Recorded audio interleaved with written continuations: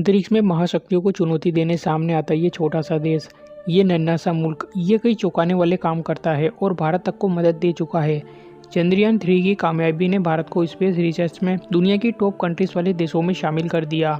लेकिन आज हम आपको ऐसे देश के बारे में बताने जा रहे हैं जिसकी आबादी महज 6 लाख है, लेकिन अंतरिक्ष के क्षेत्र में ये महाशक्तियों को भी चुनौती दे रहा है। चंद्रयान-3 की कामयाब उड़ान के बाद पूरी दुनिया एक बार फिर चांद पर जाने के लिए उतावली नजर आ रही है।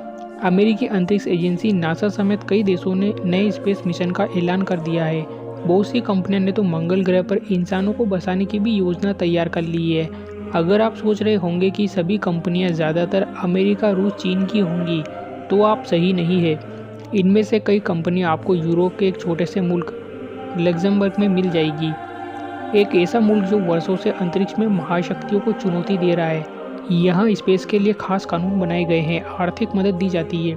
यही वजह है कि पूरी दुनिया से स्पेस एजेंसियाँ इस मुल्क में आकर काम कर रही है। यहाँ तक कि भारत को भी ये देश अंतरिक्ष में मदद कर रहा है। लग्जमबर्ग दुनिया की कई स्पेस कंपनियों का ठिकाना है। यहाँ काम कर रही कंपनियाँ सिर्फ चांद पर इंसानों को बसाने तक ही सीमित नहीं है, बल्कि वो चांद की खदानों से दुर्लभ खनिज निकालने के लिए मिशन पर लगी हुई है। आई स्पेस जैसी कंपनियाँ तो वहाँ इंडस्ट्रीज लगाने के बारे में भी सोच रही है। कंपनियों के सीईओ ताकेशी हाकामांडा ने कुछ दिनों पहले कहा था कि हम जल्द ही चांद से सामान ढोकर लाने की अपनी क्षमता दुनिया को दिखाएंगे।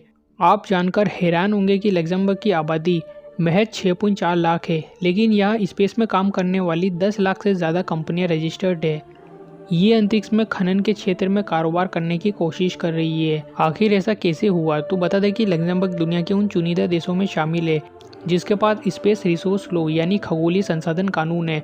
मतलब ये अमेरिका के बाद दूसरा देश है जो अंतरिक्ष में संसाधनों की खोज और उसे धरती पर लाने को कानूनी तौर पर सही मानता है। सरकार ने 20 करोड़ यूरो का एक फंड बनाया है जिसके जरिए स्पेस रिसर्च का काम कर रही कंपनियों को मदद दी जाती है। वहाँ पैसों की कमी नहीं आने दी जाती। साथ ही अंतरिक्ष में कारोबार करने वाली कंपनियों को काफ़ी टैक्स छूट भी दी जाती है। अमेरिका की भी कई कंपनियाँ यहाँ अपना मुख्यालय बना रही है।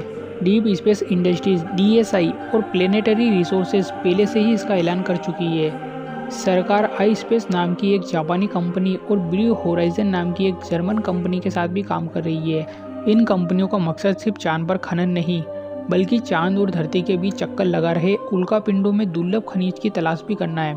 नवंबर में भारत ने भी लग्जमबर्ग के साथ साइंस और स्पेस के फील्ड में स्पेशल एग्रीमेंट किया है। कुछ दिनों पहले भारतीय अंतरिक्ष एजेंसी इसरो ने लग्जमबर्ग के 4 सैटेलाइट लॉन्च किए थे।